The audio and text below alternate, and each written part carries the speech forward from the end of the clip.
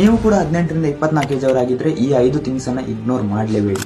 ಮೊದಲನೆಯದು ಹೆಲ್ತ್. ನೀವು ಎಷ್ಟೇ ದುಡ್ಡು ಅರ್ನ್ ಮಾಡಿದ್ರು ಸಹ ನಿಮ್ಮ ಹೆಲ್ತ್ ಸರಿಗಿಲ್ಲ ಅಂದ್ರೆ ಕಂಪ್ಲೀಟ್ ಆಗಿ ವೇಸ್ಟ್ ಆಗುತ್ತೆ. ಸೊ ಹೆಲ್ತ್ ಅನ್ನ ಇಗ್ನೋರ್ ಮಾಡಲೇಬೇಕು. Second one, skill learning mind set. ಪ್ರತಿ ತಿಂಗಳು ಏನಾದ್ರೂ ಒಂದು ಹೊಸತನ್ನ ಕಲಿಯೋ ಮೈಂಡ್ ಸೆಟ್ ಅನ್ನ ಡೆವಲಪ್ ಮಾಡ್ಕೊಳ್ಳಿ. ಅದು ಯಾವುದೇ ರೀತಿಯ ಸ್ಕಿಲ್ ಆಗಿರ್ಬೋದು, ಪ್ರಾಬ್ಲಮ್ ಸಾಲ್ವಿಂಗ್ ಸ್ಕಿಲ್ ಅಥವಾ ಕಮ್ಯುನಿಕೇಶನ್ ಸ್ಕಿಲ್, ಈ ತರ ಯಾವುದೇ ಸ್ಕಿಲ್ ಆಗಿರ್ಬೋದು, ಲರ್ನ್ ಮಾಡಿ. Third one, good circle. ನಿಮ್ಮ ಫ್ರೆಂಡ್ ಸರ್ಕಲ್ ಹೇಗಿದೆ ಅದ್ರ ಮೇಲೆ ನೀವು ಏನ್ ಮಾಡ್ತೀರಾ ಅನ್ನೋದು ತುಂಬಾನೇ ಡಿಪೆಂಡ್ ಆಗುತ್ತೆ. ಸೊ ಒಳ್ಳೆ ವ್ಯಕ್ತಿಗಳ ಸರ್ಕಲ್ ಅಲ್ಲಿ ಇರೋದಕ್ಕೆ ಆದಷ್ಟು ಟ್ರೈ ಮಾಡಿ. ಫೋರ್ತ್ ಒನ್, ಮನಿ ವ್ಯಾಲ್ಯೂ ಯಾವತ್ತೂ ತಲೆಯಲ್ಲಿರಲಿ. ನೀವು ₹1 ಅರ್ನ್ ಮಾಡಿದ್ರು ಕೂಡ ₹10 ಅರ್ನ್ ಮಾಡಿದ್ರು ಕೂಡ ಅದರ ವ್ಯಾಲ್ಯೂ ನಿಮಗೆ ಕರೆಕ್ಟ್ ಆಗಿ ಗೊತ್ತಿರಬೇಕು. ಸುಮ್ಮನೆ ಹಣ ಖರ್ಚು ಮಾಡೋಕೆ ಹೋಗಬೇಡಿ.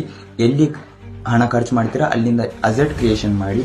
ಅಂದ್ರೆ ಎಲ್ಲಿ ಹಣ ಹಾಕ್ತೀರಾ ಅಲ್ಲಿಂದ ಹಣ ಬರಬೇಕು. ಈ ತರ ಹಣವನ್ನು ಸ್ಪೆಂಡ್ ಮಾಡೋಕೆ ಹೋಗಿ.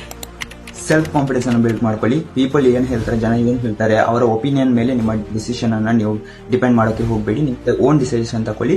ಆಮೇಲೆ ಅದ್ರ ಮೇಲೆ ನಿಮ್ಮ ಒಂದು ಎಫರ್ಟ್ಸ್ ಅನ್ನು ಹಾಕಿ. ನೀವು ಕೂಡ 18ರಿಂದ 24 ಏಜ್ ಕ್ಯಾಟಗರಿ ಆಗಿದ್ರೆ ಇದ್ರಲ್ಲಿ ನಿಮಗೆ ಯಾವ್ದು ಇಂಪಾರ್ಟೆಂಟ್ ಅಂತ ಅನಿಸುತ್ತೆ ಕೆಳಗಡೆ ಕಮೆಂಟ್ ಮಾಡಿ.